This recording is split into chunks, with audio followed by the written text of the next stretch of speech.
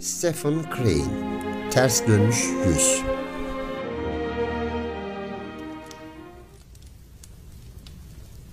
"Şimdi ne yapacağız?" dedi emir subayı, sıkıntılı ve heyecanlı bir halde. "Gömün onu," dedi Timothy Leon. İki subay ayak uçlarına, yol arkadaşlarının uzanıp yattığı yere bakıyordu. Yüzler tebeşir mavisine dönmüş, parıldayan gözler göğe bakıyordu. Bu dinelen iki adamın gövdeleri üzerinden mermilerin fırtına yağdıran sesleri geçiyor ve tepenin başında Lee'nin güçsüz düşmüş Spitzberg'in piyade bölüğü düzenli atışlar yapıyordu. "Sizce de bu daha iyi olmaz mıydı?" diye yeniden sordu emir subayı. "Onu yarına kadar bırakabilirdik." "Hayır," dedi Leon. "Bu görevi bir saat daha erteleyemem. Geri çekilmem lazım. Yaşlı Bill'i gömmeliyiz." "Tabii," dedi emir subayı derhal. "Adamlarınız kaza aletlerini aldılar." Leon döndü ve gerisinde kalan cepheye bağırdı. Bunun üzerine iki adam, birinin elinde kazma, diğerinde kürek, ağırdan alarak yürüyüp geldiler. Rostina keskin nişancılarının bulunduğu yöne doğru yola koyuldular. Mermiler kulaklarının dibinde çatırdıyordu. "Burayı kazın," dedi Leon aksilenerek. Mermilerin hangi yönden geldiğine bakamadıkları için bakışlarını çimenliğe yöneltmek zorunda kalan adamlar dolayısıyla telaşlandılar. Handy ise korktular. Toprağa çarpan kazmanın küt küt çıkan sesi yakınlarından geçen mermilerin seri patlamalarına karışıyordu. Çok geçmeden bir başka er kürek sallamaya başladı. "Sanırım," dedi emir subayı fısıltılı bir sesle, "elbiselerini araştırsak iyi olacak. Şey için." Leon başıyla onayladı. Tuhaf bir dalgınlık içinde birlikte cesede baktılar. Sonra Leon kendini toparlayarak birden omuz başlarını karıştırmaya başladı. "Evet," dedi. "Neyi var neyi yok görsek iyi olacak." Dizleri üzerine çöktü, ellerini ölü subayın gövdesine yaklaştırdı. Fakat elleri ceketin düğmelerine yaklaşınca titremeye başladı. İlk düğme kuruyan kandan kiremit rengine dönüşmüştü. Bu düğmeye dokunmaya cesaret edemiyor gibi bir hali vardı. "Devam edin," dedi emir subayı kısık bir sesle. Leon duygusuzca elini uzattı, parmaklarıyla kan lekesi olmuş düğmeleri beceriksizce yokladı. En son beti benzi atmış bir halde ayağa kalktı. Bir kol saati, bir düdük, bir pipo, bir tütün torbası, bir mendil ve içinde kartlar ve kağıtlar olan küçük bir kutu bulmuştu. Emir subayına bir bakış fırlattı. Ortalığa sessizlik çökmüştü. Emir subayı bütün bu tüyler ürperten işleri Leon'a yaptırmakla korkaklık ettiğini düşünmeye başlamıştı. "Pekala," dedi Leon. "Hepsi bu sanırım. Kılıcını ve tabancasını aldınız." "Evet," dedi emir subayı. Yüzü seyiriyordu. Sonra birden tuhaf bir öfke patlamasıyla iki ere yöneldi. "Şu mezarı kazmakta ne diye elinizi çabuk tutmuyorsunuz? Durum ortadayken ne yapıyorsunuz siz böyle? Çabuk olun, duyuyor musunuz? Böylesi salağını hayatımda görmedim." Böyle hırsla bağırıp çağırırken bile bu iki adam kendilerini kurtarma peşindeydiler. Başları üzerinden art arda mermiler hızla geçiyordu.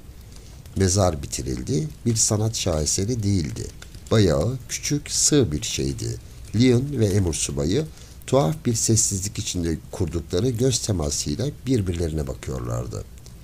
Emir subayı birden boğuk bir sesle garip bir kahkaha attı. Sinirlerin şakımasıyla ilk olarak zihnin bu bölgesinden harekete geçen berbat bir kahkahaydı. "Şey," dedi Leon'a şaka yollu takılarak, "onu mezara yuvarlayıversek daha iyi olacak sanırım." "Evet," dedi Leon. İki er alet edevatları üzerine eğilmiş ayakta bekliyorlardı. "Sanırım," dedi Leon, "onu yüreğimize gömsek daha iyi ederiz." Daha sonra açık açık Leon'u cesede aramaya zorladığını hatırlayınca büyük bir cesaretle eğildi ve ölü subayın elbiselerini kavradı. Leon da ona katıldı. Her ikisi de parmaklarının cesedi hissetmemesi konusunda titizleniyordu. Tüm güçleriyle çektiler. Ceset kaldırıldı. Yukarı çekildi, devrildi. Mezara yuvarlanıverdi. İki subay doğrulmuş birbirlerine bakıyorlardı. Gözlerini kırpmadan birbirlerine bakıyorlardı. Rahat bir soluk aldılar. Emir subayı, sanırım bir şeyler söylemeliyiz. Cenaze duasını biliyor musun Tim? Cenaze mezara konuncaya kadar dua okumuyorlar dedi Leon, ciddi bir ifadeyle dudaklarını bastırarak. Okumuyorlar mı dedi emir subayı, hata etmiş olmaktan utanarak. Ah diye bağırdı birden. Hadi bir şeyler söyleyelim. Henüz bizi duyabiliyorken. Pekala dedi Leon, sen duayı biliyor musun? Tek satırını bile hatırlayamıyorum dedi emir subayı. Leon fazlasıyla kararsızdı. Ben 2 satırı tekrar edebilirim. Fakat iyi o zaman oku dedi emir subayı. Okuyabildiğin yere kadar oku. Hiç yoktan iyidir. Yoksa hayvanlar bizim yerimize yapacaklar bu işi hakkıyla. Leon adamlarına baktı. Dikkat diye gürledi. Erler son derece kederli bir halde topuk selamı vererek uyarının yapıldığı yöne yürüdüler. Emir subayı miğferini dizlerine doğru indirdi. Leon şapkasını çıkarmış, mezarın başında dineliyordu. Rossina keskin nişancıları durmaksızın ateş ediyordu. Ah Tanrım! Arkadaşımız ölümün derin sularına gömüldü. Ama ruhu boğulduğu yere dudaklarından köpükler yükselirken sana geliyor hızla. Sana yalvarıyoruz Tanrım. Kabul et ve bu uçuşarak sana gelen küçük köpüğü ve... Leon sesi kısılmış ve mahcup olsa da bu noktada hiçbir tereddüt göstermiyordu. Fakat bir an umutsuzluğa kapılarak duraladı ve cesede baktı. Emir subayı huzursuzca davranıyordu. Ve senin görkemli yüceliğinden diye başladı ve sonunda o da sözünün sonuna geldi. Ve senin görkemli yüceliğinden dedi Leon. Emir subayının birden Spitsbergen defin töreninin son bölümünden bir deyim aklına geldi ve hiçbir şeyi unutmayan bir adamın zafer kazanmış tavrıyla bu deyimi kullandı, devam edebilirdi. Ah Tanrım merhamet et. Ah Tanrım merhamet et dedi Leon. Merhamet diye tekrarladı emir subayı o anda çaresizliğe düşerek. Merhamet dedi Leon. Sonra bir takım duyguların baskısıyla harekete geçti ve birden 2 adamına dönerek acımasızca doldurun toprağı dedi.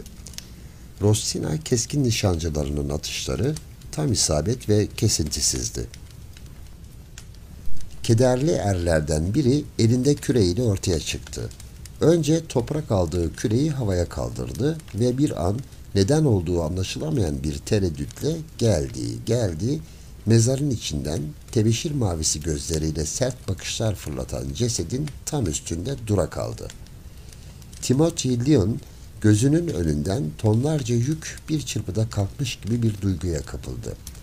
Erin belki de küreğe aldığı toprağı cesedin üstüne, tam da yüzünün üstüne boşaltabileceğini düşünmüştü. Ayakların üstüne atılmıştı toprak. Müthiş bir puan kazanılmıştı böylece. Toprak dolusu ilk kürek ayakların üzerine boşaltılmıştı. Aman ne de tatmin edici bir durumdu. Emir subayı ağzında bir şeyler gevelemeye başladı. Tabii ki. Yıllarca düşüp kalktığımız bir adam. Mümkün değil, yapamazsın, biliyorsun. Canciğer arkadaşlarını tarlaya, çürümeye bırakamazsın. Hadi ya, Tanrı aşkına, bir kürek ve sen.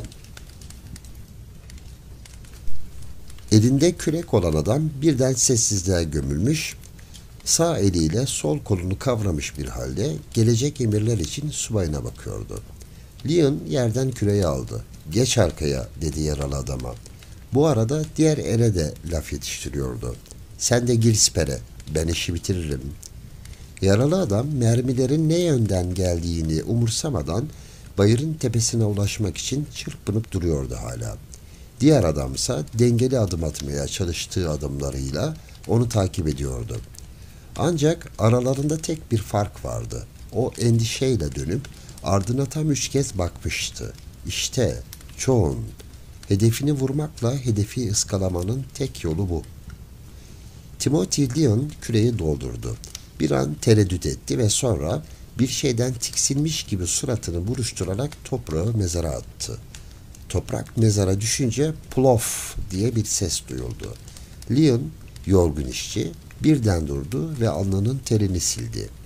Belki de yanlış yaptık dedi emir subayı. Bakışları alık alık etrafta geziniyordu.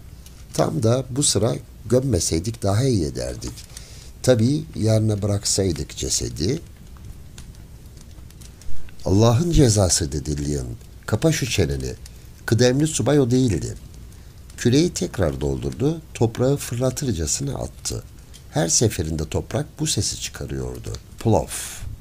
Leon kendini bir tehlikeden uzak tutmak adına toprağı kazıp duran bir adam gibi bir boşluk açmak için canhıraş bir biçimde çalışıp duruyordu. Çok geçmeden tebeşir mavisine dönmüş yüzden başka bir şey görülmez olmuştu. Leon küreği dolduruyordu. "İnayet sahibi Tanrım" diye bağırdı emir subayına. "Onu toprağa koyduğunda bir yolunu bulup ne diye döndürmedin ki?" Bu Leon kekelemeye başlamıştı. Emir subayı durumu anlıyordu. Dudaklarına kadar rengi solmuştu. "Durma, devam etsene be adam" diye feryat etti. Handi ise bağırmaya varan bir sesle. Leon küreği yerine koydu. Kürek bir sargacın çizdiği kavis halinde öne düştü. Toprak indikçe plof diye ses çıkarıyordu.